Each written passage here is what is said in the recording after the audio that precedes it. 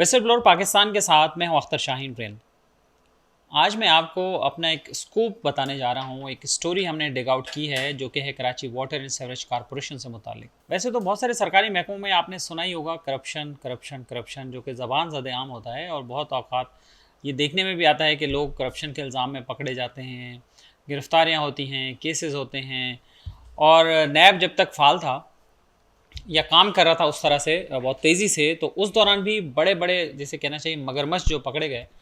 उसके बाद केसेस हुए तो नैब में वो भी प्ली बार्गेन के थ्रू जितने पैसे लूटे थे उसके तकरीबन आधे पैसे वापस करके फिर वो आज़ाद हो गए, छूट गए, चले गए, बाहर निकल आए। वो तो ये था कि जब करप्शन की है तो उसमें से पैसे उन्होंने वापस कर दिए। लेकिन एक नाम आपने बहुत सुना होगा, ख़ासतौर पर सिंध में रहने वाले इससे बहुत ज़्यादा वाकिफ़ हैं। सिस्टम सिस्टम एक ऐसी चीज़ है जो तकरीबन हर सरकारी इदारे में पाया जाता है और बहुत सारे लोग उसको ऑपरेट करते हैं। उसके फ्रंट मैन होते हैं कुछ, और फिर इस तरह से एक चेन होती है जो मुख्तलिफ़ इदारों से पैसा कलेक्ट करके कलेक्शन होती और फिर मुख्तलिफ़ लोगों तक, ऊपर तक और बहुत ऊपर तक पहुंचाई जाती है। मुख्तलिफ़ अहदेदार होते हैं उसमें, हुकूमती अरकान होते हैं उसमें, पॉलिटिकल लोग होते हैं जो बरसर इक़्तिदार होते हैं, और मुख्तलिफ़ लोग होते हैं उसमें।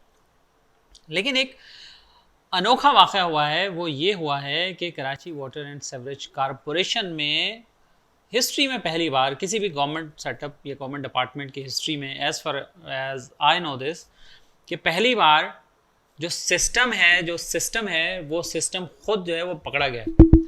और ना सिर्फ वो सिस्टम पकड़ा गया है बल्कि उस सिस्टम के पैसे भी पकड़े गए। ये सुनकर आपको हैरानी ज़रूर हो रही होगी, लेकिन जो मैं बात आपसे कह रहा हूँ वो बहुत ही मुसद्दिक़ा इन्फॉर्मेशन है मेरे पास। और ना सिर्फ इन्फॉर्मेशन है बल्कि उसके चंद जो कागज़ हैं वो मेरे पास मौजूद हैं, और उसमें ये सब कुछ मेंशन है कि वो रकम कहाँ है, कहाँ से आई, कहाँ गई।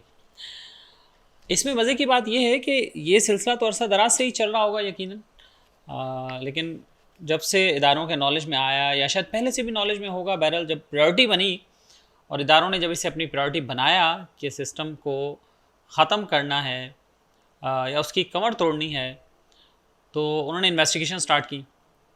जब इन्वेस्टिगेशन स्टार्ट हुई तो सबसे ज़्यादा जो प्रोमिनेंट या सबसे ज़्यादा हाईलाइट होने वाला जो पॉइंट था वो इस सिस्टम ही था।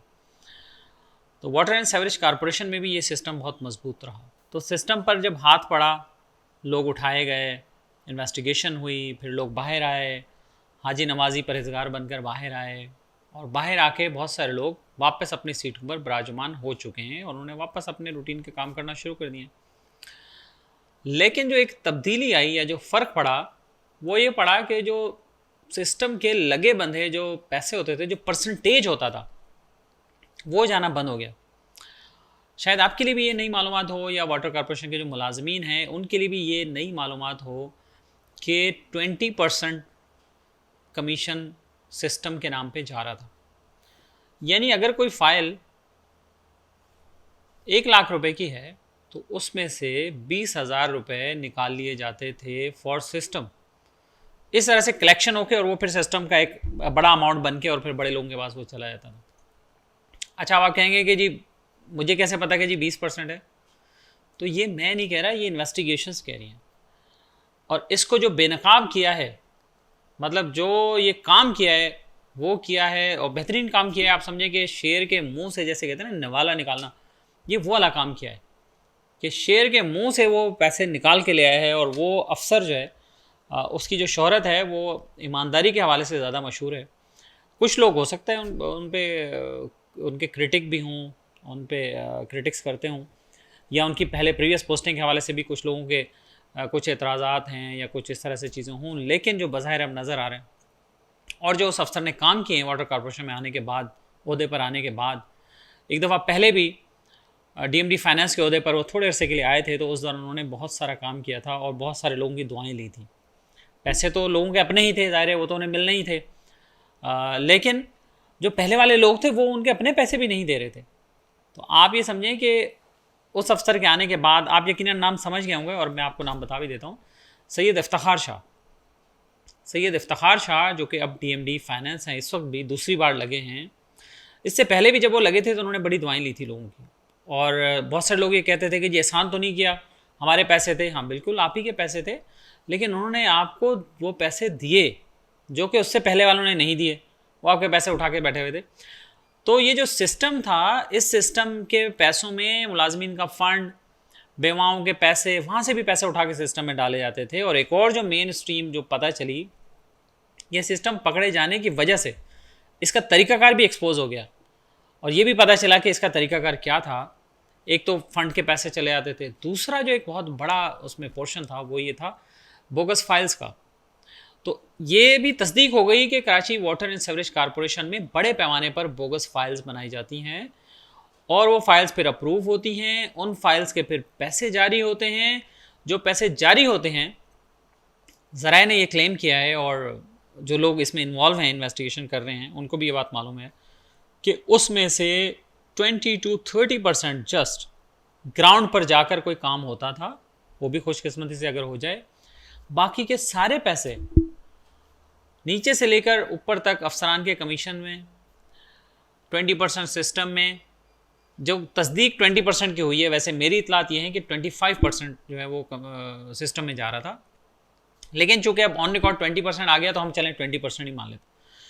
तो 20% सिस्टम में जा रहा था। फिर ठेकेदार जो बहुत ज़्यादा अपने आप को ईमानदारी के लिबादे में लिए घूमते हैं, 25% तक उनका प्रॉफिट मार्जिन होता है, वो अपना प्रॉफिट मार्जिन उठा लेते हैं 25% का। तो आप सोचें 20% उधर चला गया, 25% उन्होंने उठा लिया, 15% के करीब, 15 से 20% के करीब जो अफसरान की हायरकी है नीचे से लेकर ऊपर तक, 1%, 1.5%, 2%, 2.5%, इस तरह करके वो वहाँ चला गया। तो फिर बचा क्या पीछे?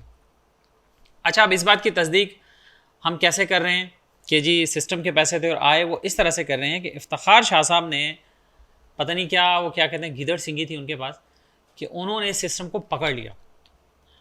और लगता ये कि जैसे वो कहते हैं ना कि जब किसी चीज़ को पकड़ना हो, बुराई को, इस तरह के मामलात में, या पावरफुल लोगों को जब पकड़ना हो तो फिर आपको उसी तरह का पावर भी चाहिए। तो इफ्तिखार शाह साहब नाम से भी शाही हैं, और उन्होंने इस सिस्टम को पकड़ा, ना सिर्फ पकड़ा बल्कि उसके पैसे भी पकड़ लिए। वो पैसे जो ठेकेदारों के पास चले गए थे, वो पैसे जो ठेकेदार ने उठा लिए थे सिस्टम के नाम पे, वो पैसे उन्होंने पकड़े और उन ठेकेदारों से वापस 20% के पे ऑर्डर्स लिए हैं। है ना इतनी हैरानकुन बात? आप खुद सोचें कि एक सिस्टम के नाम के पैसे वाटर कॉर्पोरेशन के अकाउंट से निकल गए, लेकिन उन्होंने उसको पकड़ लिया, यूं कहना चाहिए कि दबोच लिया, और उनसे कहा कि नहीं, ये पैसे नहीं जाएंगे, ये पैसे मैं जाने नहीं दूंगा, ये पैसे वापस लाओ। तो आप सोचें कि क्या सूरत हाल होगी और ठेकेदारों का क्या रिएक्शन होगा। आप समझ सकते हैं, यकीनन बहुत हार्श किस्म का ही होगा ना कि वो पैसे वापस करें। लेकिन इस जद्दोजहद में और इस जंग में जो तहकीकाती इदारे हैं वो भी सुरखरू हुए हैं, उनकी जद्दोजहद भी कामयाब हुई है, और जो इफ्तिखार शाह साहब हैं उनकी जद्दोजहद भी कामयाब हुई है कि वो ये पैसे वापस लाने में कामयाब हुए हैं। उन्होंने ठेकेदारों से सबसे 20% के पे ऑर्डर्स लिए हैं, और वो पे orders water and sewerage corporation के अकाउंट्स में डलवा भी दिए। वो पैसे जमा हो गए, और वो पैसे वाटर एंड सीवरेज कारपोरेशन के अकाउंट में मुंतकिल भी हो गए। इसलिए मैं ये बात तस्दीक से अब कह सकता हूँ, कर सकता हूँ कि वाटर एंड सीवरेज कारपोरेशन में 20% सिस्टम का जा रहा था, जो कि इफ्तिखार शाह ने रोका। ना सिर्फ रोका बल्कि वो पैसे वापस लाए और वाटर एंड सीवरेज कारपोरेशन के अकाउंट्स में जमा हुए, जिसके कुछ जो एविडेंसेस हैं वो मेरे पास ये कुछ पेपर्स भी मौजूद हैं इसके। और ये जो पैसे जमा हुए ना, मैं आपको इसकी डिटेल बताता हूँ। देखिए, ये पैसे जमा हुए तकरीबन 9 बैंक अकाउंट्स में, और अब तक की इतलात के मुताबिक 2 करोड़ रुपए से ज़ायद रकम है ये जो वापस जमा हुई है। 9 बैंक अकाउंट्स में ये जमा हुई है। अच्छा, इसमें मुख्तलिफ पे ऑर्डर्स हैं, 10 लाख रुपए तक के भी हैं, उससे कम के भी हैं, 8 लाख है, 7 लाख है, 6 लाख है, 5 लाख है, 4 लाख है। और उसमें एक मिनिमम अमाउंट जो है ना वो 42,000 का भी है। क्या समझे, छोटी फाइल थी तो उसका 20% छोटा बना, जो बड़ी फाइल थी तो उसका बड़ा बना। और ज़रा ये बताते हैं कि ये जो हिस्टोरिक काम हुआ है, तारीखी काम है, देखें तारीख में लिखा जाएगा, जहाँ बदनामियाँ लिखी जाती हैं वहाँ अच्छाइयाँ भी लिखी जाती हैं, और ये भी तारीख में नाम लिखा जाएगा ये काम, और इफ्तिखार शाह के नाम से लिखा जाएगा, तहकीकाती इदारों के हवाले से लिखा जाएगा कि उन्होंने ये कारनामा सर अंजाम दिया। और पहली दफ़ा सिस्टम को पकड़ा और सिस्टम के पैसों को भी पकड़ा और वापस लाए। और ज़रा ये बताते हैं कि अभी इस पर मज़ीद काम जारी है। तो वो लोग जो सिस्टम के नाम पे पैसे दबा के बैठे हैं, या वो लोग जो सिस्टम के नाम पे पैसे उठा लिया करते थे, उन्हें नींद नहीं आएगी, उनको चैन नहीं आएगा और उनकी जान भी नहीं छूटेगी। ज़रा ये बताते हैं कि अभी और पे ऑर्डर्स आना बाकी हैं, अभी और पैसे जमा होंगे, अभी और रिकवरी होगी। अब इसको रिकवरी का नाम दिया जा रहा है कि और रिकवरी अभी होगी, और ये वही पैसे हैं जो मुलाजमीन के पैसे हैं, बेवाओं के पैसे हैं, जो उन्हें मिलने चाहिए थे, वाजिबात की मद में, उनकी चीज़ों की मद में मिलने चाहिए थे। तो ज़रा ये बताते हैं कि अब जो है वो ये पैसे, इफ्तिखार शाह ने हिदायत दे दी है कि ये पैसे उन्हीं मुलाजमीन को दिए जाएँ, ये पैसे उन्हीं बेवाओं को दिए जाएँ जिनके हैं, उनको ये पैसे दिए जाएँ, और ये पैसे हम किसी भी सूरत में सिस्टम को नहीं देंगे, ना सिस्टम के पास जाने देंगे। आप देखिए कि आगे क्या होता है, आप भी अंदाज़ा लगा सकते हैं कि आगे क्या होना है और कितनी रेजिस्टेंस होगी, कितनी मुखालफत होगी। और एक ठेकेदार जब उसकी एक फ़ाइल कोई रुक जाती है तो वो उसके लिए कहाँ कहाँ से फ़ोन नहीं करवाता, किस किस की सिफारिशें नहीं करवाता, जिसमें मीडिया के वो लोग भी शामिल हैं, उनसे भी सिफारिशें कराई जाती हैं। चीज़ें होती है कि जी फ़ाइल पड़ी हुई है, फ़ाइल पड़ी हुई है। तो ज़राए ने बताया है कि इफ्तिखार शाह साहब ने तकरीबन सारी फ़ाइलों पर साइन करना बंद कर दिया था, वो साइन नहीं कर रहे, सारी फ़ाइलें जमा हो रही हैं, ठेकेदारों की जितनी भी फ़ाइलें हैं सब की सब, और उसमें से वो देख रहे हैं कि भाई बोगस फ़ाइलें कौन सी हैं, और जो बोगस फ़ाइल पकड़ी जा रही है उसमें से सिस्टम के पैसे वापस हो रहे हैं, और वो पैसे वापस आएंगे, पे ऑर्डर्स बन रहे हैं, चीज़ें होनी। तो एक बहुत बड़ा कारनामा है मेरे ख्याल में, जिसको यकीनी तौर पर सराहा जाना चाहिए। मुख्तलिफ़ यूनियंस भी वाटर कॉरपोरेशन में करप्शन के हवाले से गुफ्तगू करती रही हैं, बातचीत करती रही हैं, हमारे साथ भी कई दफ़ा उन्होंने गुफ्तगू की है, ऑन द रिकॉर्ड भी की है, ऑफ द रिकॉर्ड भी की है। तो मेरे ख्याल में सबका जो मकसद है ना, वो तो एक ही होना चाहिए कि इदारे की बेहतरी।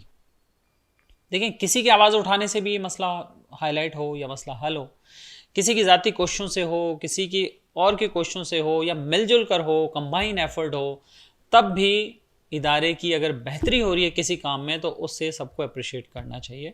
और उसमें मैं समझता हूँ कि सबका रोल है, उसमें जो लोग ऑफिशियल्स बैठे हैं उनका भी, बाकी भी लोगों का उसमें रोल है। एटलीस्ट देखें, इस तरह से भी रोल है कि अगर वो खामोश बैठे हैं और वो इफ्तिखार शाह को काम करने दे रहे हैं तो ये भी आप समझें कि उनका एक रोल है, उनकी मेहरबानी है कि चलो वो चुप करके बैठे हुए, या मजबूर है, या जैसे भी हैं, आप समझ सकते हैं कि जो भी सिचुएशन है कि वो अब आगे बात नहीं कर सकते, जवाब नहीं दे सकते, तो इसलिए इधर मुंह करके बैठे हुए हैं कि बस ठीक है, इफ्तिखार शाह जो कर रहा है ठीक है, फ़िलहाल करने दो।